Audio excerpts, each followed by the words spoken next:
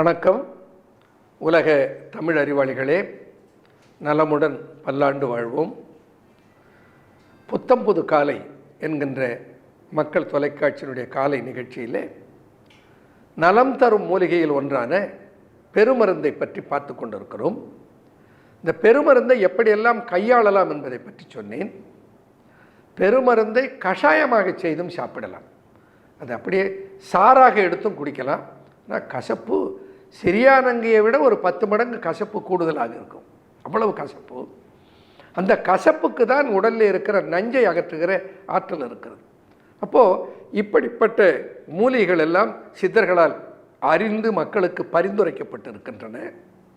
சில நேரங்களில் என்ன கவனமாக இருக்க வேண்டி இருக்கிறதுன்னா, இது மாதிரி மிக கடுமையான நோய்களுக்கெல்லாம் நல்ல மருந்துகள் சித்த மருத்துவத்தில் இருக்கின்றன என்று சொல்லி பல மூலிகைகளை சொல்லும்போது சிலர் ரொம்ப அதீதமாக அவர்களுக்குள்ளேயே ஒரு தீர்மானத்துக்கு வந்துவிட்டு பல கடுமையான நோய்கள் இருக்கிற போது இப்படி எளிய முறைகளை கையாண்டு கொண்டு நோய் தாக்கத்தினுடைய அந்த தன்மையை, வீரியத்தை புரிந்து கொள்ளாமல் சங்கடங்களுக்கு ஆளாகிவிடக்கூடாது. இப்போ நாம் சொல்லுவதெல்லாம் என்னென்னா, இப்படிப்பட்ட சக்தி வாய்ந்த மூலிகைகளை எல்லாம் சித்தர்கள் அறிந்திருக்கிறார்கள். அது அந்த காலத்தில் மக்களுக்கு இயற்கையான உணவு, இயற்கையான காற்று, நல்ல தண்ணீர், அதை விட முக்கியம் எந்த வகையான மன அழுத்தமும் இல்லாது வாழ்ந்தார்கள். அப்போ அவர்களுக்கு ஒரு நோய் கண்டாலும் கூட அது நெடுநாட்களுக்கு அதில் இருந்து அவர்களால் மீளுகிற அளவுக்கு எதிர்ப்பாற்றல் உடம்பில் இருந்தது. இப்போ அவர்களெல்லாம் இந்த மூலிகைகள் எல்லாம் அன்றாடம் கையாண்டார்கள். அது ஒரு பக்கம், அது ரொம்ப முக்கியம். ஒரு கஷாயம் விட்டு சாப்பிடுவது.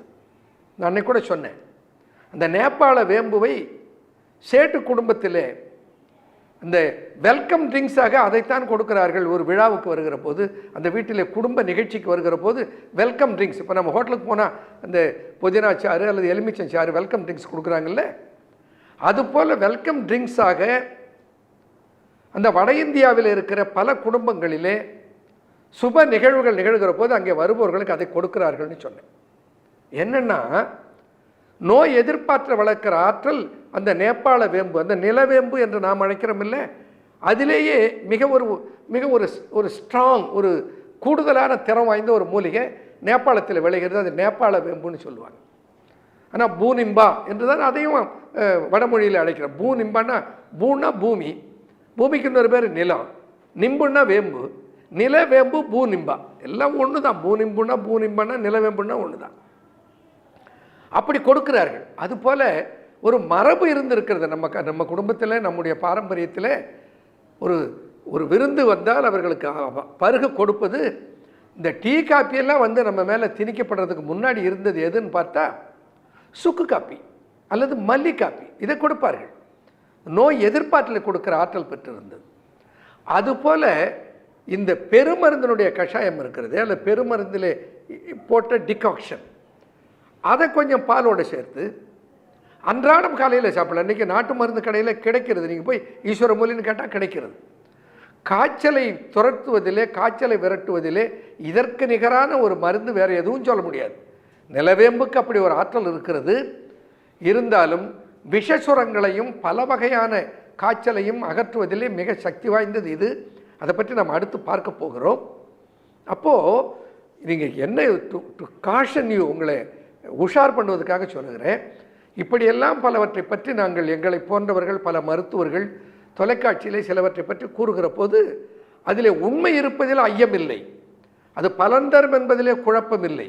ஆனால் அதே நேரத்தில் சரியான உரிய மருத்துவரை பார்த்து, அது இந்திய மருத்துவராக இருக்கட்டும் அல்லது மேலை நாட்டு மருத்துவராக இருக்கட்டும், மருத்துவரை பார்த்து நோயினுடைய வீரியத்தையும் தாக்கத்தின் அளவையும் புரிந்து கொண்டு அதற்கேற்றாற் போல இந்த மாதிரியான மருத்துவ முறைகளை கையாள வேண்டும். அல்லது பல மருத்துவங்களை எடுத்துக்கொள்ளுகிற போது உணவு மருந்தாக அந்த நோயிலே இருந்து விரைந்து மீளுவதற்கு துணையாக இப்படிப்பட்ட மூலிகைகளை சேர்த்து கொள்ள வேண்டும்.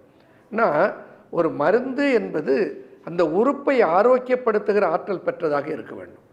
அதை விட்டுட்டு அந்த உறுப்பில் இருக்கிற ஊனத்தை அகற்றுவதற்கு மட்டும் ஒரு மருந்தை பயன்படுத்துவது என்பது சித்த மருத்துவத்திலே ஒப்புதல் இல்லை. சித்த மருத்துவம் இருதயத்தில் அடைப்பு இருக்குதுன்னா அதை அகற்ற வேண்டும்.